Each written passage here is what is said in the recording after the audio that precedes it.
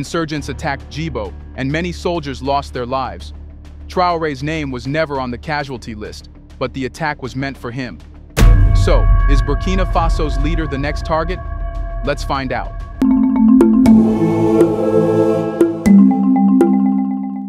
The headlines screamed of chaos. Affiliate insurgent militants stormed a military base, left dozens dead, and disappeared without a trace. But buried beneath the carnage in Djibo is something colder, more calculated. This wasn't just warfare. It was bait. And Captain Ibrahim Traore was the one they wanted to draw out. Look closer. The attackers didn't seize territory. They didn't loot. They didn't hold civilians hostage or plant flags. What they did was far more strategic. They struck hard, filmed the aftermath, vanished, and left behind a crisis with no face. Then, as expected, the foreign news networks lit up. Burkina Faso is losing control. Insurgents on the rise. Is Traore failing? The script was ready before the smoke cleared. That's not insurgency. That's provocation. The real purpose of the attack wasn't Djibo. It was to corner Traore, to provoke a misstep, to isolate him, to rattle the population into doubt, to make his enemies, inside and outside, start whispering, maybe the captain isn't so invincible after all. And it nearly worked. Within 48 hours, diplomatic contacts in the region reported an unusual surge in communications. Coded briefings, intelligence reroutes, and indirect outreach to moderate factions inside Burkina Faso's bureaucracy. In plain terms, Djibo opened the door for a soft coup to begin formation. The kind where no bullets fly, but decisions start to shift away from Traore's control. This tactic is old, decades old, and it's always the same. First, a national figure rises. He speaks of land, pride, and independence. He cuts deals that don't pass through Paris or Washington. He starts to win the hearts of the rural poor and the urban youth. He becomes a symbol, not just for his country, but for all of Africa. Then, out of nowhere, his enemies appear. Sometimes they wear uniforms.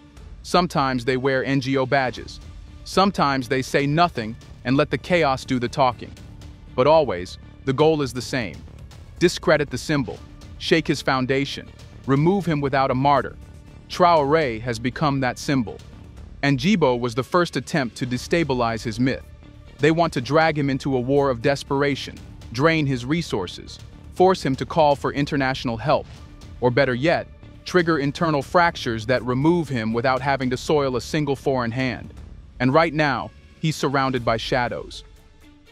Advisors are warning of surveillance drones appearing near his motorcade routes. Communications are being jammed in key border regions. International agencies are offering support packages that come with strings buried in the fine print. The battle isn't at the front lines anymore. It's circling the president's chair. The question now is whether Traore sees the trap for what it is, and whether he can stay one move ahead. Because Djibo wasn't an isolated strike. It was an opening move in a much longer game that doesn't end with one attack. And if Traore missteps now, they won't need to fire another bullet. Here's a reminder to please like and share the video and subscribe to our channel to watch more videos on Black culture, history, civilization, and identity. Let's continue now. No army has crossed Burkina Faso's borders. No foreign power has declared open hostility. And yet, Ibrahim Traore is being surrounded. This is how modern coups begin, not with tanks, but with tension. Not with missiles, but with manufactured silence. And after Djibo, the pressure is no longer on the battlefield. It's closing in on Traore himself. Day by day, channel by channel, handshake by handshake that now doesn't happen. It begins in the boardrooms of Western finance. Since the attack, international investors have quietly backed away from infrastructure projects. Development banks have reassessed their risk profiles. Regional insurance underwriters have hiked premiums on Burkina-based shipping routes and trade corridors. On paper, it all looks like prudent financial behavior. In reality, it's economic pressure disguised as caution. The trap is elegant. Traore, having refused to bow to the IMF and other debt lords, now faces a liquidity freeze without a single sanction being declared. Gold trade flows slow down. Mining audits stall. Foreign subcontractors flee. And all of it is designed to say one thing: without us, you cannot function. But this siege isn't only economic, it's diplomatic. Since Djibo, high-level Western diplomats have gone silent. Embassies have cut back on engagement. No messages of condolence, no offers of support. Just a carefully coordinated absence that speaks volumes. Behind the scenes, however, pressure is building. Envoys to ECOWAS states are reportedly urging neighboring leaders to distance themselves from Burkina Faso, painting Traore as reckless, unstable, and dangerous to regional peace. The goal: containment, political quarantine. If they can't remove him, they'll turn him into a pariah. And in parallel, a more insidious front is opening: narrative warfare. After Djibo, the headlines were fast and brutal. Traore losing grip. Security failing in Burkina Faso. But pay attention. Almost none of the stories quoted Burkina-based sources. Almost all relied on external monitors, anonymous analysts, or pre-packaged briefings funneled through familiar Western channels. This isn't just biased reporting. It's perception manipulation, a controlled demolition of legitimacy. If the world believes Traore is losing, then allies will hesitate, investments will freeze, and local confidence will crack. That's the hope: erode his support without ever confronting him directly. But what makes this siege truly dangerous is how internal actors begin to bend under this pressure. Bureaucrats who once pledged loyalty now stay silent in meetings. Regional governors begin to delay instructions. Some military officers, worried about foreign blacklists, start thinking about self-preservation instead of national defense. This is how isolation becomes suffocation. This is how a revolution dies without a single bomb dropped. Yet Traore still stands, and perhaps that's what frustrates them the most. Because the Djibo trap didn't catch him. The financial squeeze hasn't broken him. The media storm hasn't shaken him. But make no mistake, they are still tightening the noose, quietly, constantly, patiently. And unless the circle is broken, Traore won't need to fall. He'll just be cut off, inch by inch, until the Burkina Faso he fought for, the dream of an African country standing tall without permission, becomes just another cautionary tale told in hushed voices. As the financial noose tightens and diplomacy turns cold, another arm of this war slithers quietly beneath the surface: the recycling of violence as a controlled political tool. The affiliate insurgents who stormed Djibo weren't rogue agents acting out a religious crusade. That's the cover story. In reality, they were part of a carefully timed performance, unleashed not to conquer, but to destabilize with surgical precision. These aren't independent actors. They're weapons rented by invisible clients. Here's how the game works. These groups don't control territory for long. They don't build governance. They don't declare policy. What they do, repeatedly, is strike critical points in the state's nervous system. A base here, a road there, a grain reserve, a hydroelectric dam. Always just enough to interrupt, to provoke, to expose. Then they vanish. It's not ideology. It's function. Insurgents like these don't need to understand geopolitics. They don't need a seat at the table. Their purpose is to create the pressure that forces someone else's agenda through the back door. One attack in the north, and suddenly a foreign security proposal reemerges. One bomb on a convoy, and a delayed foreign mining contract comes up for renegotiation. Coincidence? Ask any analyst who's seen this playbook in Libya, or Mali, or Sudan. First come the raids, then the rumors, then the vultures. But this time, the script is being resisted. And that's what makes Burkina Faso a threat. Traore isn't asking for help from the usual suspects. He's not calling on the international community to mediate. He's not allowing troops from the same governments funding NGOs to suddenly assist with stability. And that breaks the cycle. Which is why they've turned the insurgents up like a volume dial. More attacks, more whispers, more headlines. But who's turning that dial? Look at the flow of arms. None of these affiliate groups manufactures weapons. They don't run logistics chains. They don't fund their own communications networks or distribute propaganda in 5 languages. Someone is supplying that. Someone with access, infrastructure, and interests. And it isn't a bearded commander in the bush. It's men in suits, corporate middlemen, foreign handlers, retired intelligence assets working under deniable cover. They're not launching missiles. They're authorizing shipments, not dropping bombs, but approving payment schedules for cooperative informants and tribal security partners. The chaos is made to look local, but the fingerprints, they're foreign. And the goal isn't total collapse, it's managed disruption. Just enough violence to weaken Burkina Faso's state machinery. Just enough fear to drain public trust. Just enough fear to make Traore look overwhelmed. But never enough to spark a full revolution, because full collapse would mean losing control. And control is what they want to keep. So these affiliate insurgents, these so-called enemies of the West, often appear just in time to serve Western interests. That's no accident. That's a tactic. Traore knows it. His circle knows it. The people are beginning to suspect it.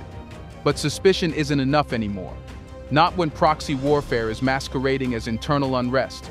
Because when a nation bleeds, but the wounds always open at the most convenient moments for its enemies, you're not looking at an accident. You're looking at an operation. And in Burkina Faso, that operation has a name: regime recalibration. The question is, who's next on the list? Is it Traore? When surrounded, most leaders either fold or freeze. But Captain Ibrahim Traore is doing something unexpected. He's building, not just barricades or bunkers, but an entirely new state model, forged under pressure, designed to survive in the absence of international approval, and intended to inspire others across the continent. While affiliate insurgents hit the north and financiers circle the economy, Traore is laying down the foundations of a parallel Burkina Faso, one deliberately disconnected from the systems that made it vulnerable in the first place. And he's doing it silently. First, domestic production is being militarized, not for war, but for sovereignty. In the past few months, Burkina Faso has begun channeling emergency funds into homegrown food processing, small-scale energy grids, and rural defense networks that operate outside formal bureaucracies. These aren't press releases, they're quiet revolutions. The message is clear: if they cut us off, we'll grow through the cracks. Second, Traore is building new economic corridors that bypass the old choke points. In partnership with Mali and Niger, trade routes are being rerouted inland, away from Western-monitored ports. A new agreement with Algeria is reportedly in the works to open a northward land and supply route to the Mediterranean through Sahelian terrain. A logistical nightmare, but one worth solving. This is more than logistics. It's a symbolic rejection of inherited geography, of maps drawn to ensure dependence on colonial railways and coastlines. Third, Burkina Faso is digitizing resistance. In a move many underestimated, Traore has quietly commissioned local developers to begin working on secure, offline-capable communication platforms, a decentralized system that could keep civilian coordination intact even if foreign-backed actors disrupt national networks. Why does this matter? Because control of the narrative has always been the first step in overthrowing. The one who speaks last speaks loudest. Traore doesn't want to be silenced, and he's preparing for the moment when information becomes a battlefield. Fourth, and perhaps most strategically, Traore is transforming ideology into institutional memory.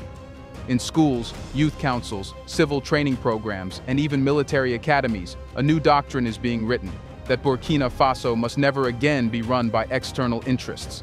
This isn't empty nationalism, it's a survival mechanism. Because history has shown, any revolution not grounded in a doctrine becomes vulnerable to infiltration. And Traore seems to know that ideas outlive bullets. He is now doing what leaders like Sankara died before completing: building institutions that don't need Western validation to function. And yet, all of this is being done under siege. While affiliate insurgents strike supply lines, while investment dries up, while foreign operatives probe his inner circle. This is not a response. It's a counteroffensive. Not with force, but with foresight. Because Traore seems to understand one brutal truth: Burkina Faso may not win by outgunning its enemies, but it can win by outlasting their attention span. If the empire relies on shock and disruption, then Traore is betting on slow permanence. The idea that while they panic for headlines, he builds for history. So while the world watches for another explosion, the real story may be this: in the middle of a siege, a new nation is quietly being born. Ibrahim Traore has outlasted the ambush in Djibo. He's sidestepped isolation. He's begun building a new Burkina Faso, quietly, while under siege. But survival is not the finish line. It's the first test. Because what comes next won't be a battlefield skirmish or a media campaign. It will be something far more dangerous. The moment when his system, his people, begin to ask the question every revolution fears. How long can we hold on? Traore's greatest challenge now isn't avoiding the next attack. It's proving that his vision can deliver faster than fear can spread. He has to move beyond resisting collapse and start generating results. Because insurgents can terrify a region, but only internal disillusionment can break a country. This is the moment when external forces will double down, not with brute force but with temptation, offers of discreet deals. Technical assistance, humanitarian corridors are attached to conditional clauses, all of it wrapped in urgency for the people. All of it meant to lure the system back into dependency, not through violence, but through fatigue. And if the people lose patience, if rice prices spike again, if salaries stall, or if roads stay broken 1 month too long, then the same voices that now cheer for sovereignty may start asking, was it worth it? This is where most revolutions fail, not on the battlefield, but in the waiting room. So Traore's mission now must be threefold. First, consolidate loyalty before convenience takes over. That means he must root out fence-sitters and subtle saboteurs in his administration, those who nod during meetings, but quietly place calls to embassies after dark. He cannot afford to be surrounded by people playing both sides. Not now. Second, decentralized pressure. His entire survival cannot rest on Ouagadougou's shoulders. Regional governors, village chiefs, youth brigades, they must be brought into the project not just as supporters, but as builders. Let every province feel it owns a piece of the national recovery. If they feel it's Traore's plan alone, they'll watch it collapse. If they feel it's theirs, they'll defend it like family. Third, and most critically, Traore must tell the truth before someone else tells a lie louder. He can't sugarcoat what's coming. The nation is under attack, not just by insurgents with rifles, but by contractors, by banks, by smiles in suits. The people must understand that this is not a normal time. It's a frontline disguised as policy, a war disguised as aid. If he names the enemy, if he explains the stakes, if he shows what's being built and why it matters, he keeps the fire alive. But if he stays silent too long, if he lets the narrative drift, let doubt grow in the quiet, then Djibo won't be the beginning. It will be the blueprint, repeated, refined, and redirected straight at his heart. Because his enemies have one final card: patience. They've watched Africa rise before. They've seen sparks of sovereignty flare up, only to burn out when the world looks away. Their hope is simple, that Traore runs out of momentum before they run out of time. So now the burden isn't just on him, it's on everyone watching. Because if he falls, it won't be in the headlines. It will be in silence. Do you think Traore is that easy to break? What will he do next? Let us know in the comments section. What do you think Traore must do? Do you want to watch more videos like this one? If so, subscribe to our channel and press the bell icon next to it. We have decided to bring videos on something nobody talks about: the Black culture, civilization, history, and evidence about how glorious Blacks have been. Thanks for watching, and until the next video, stay tuned.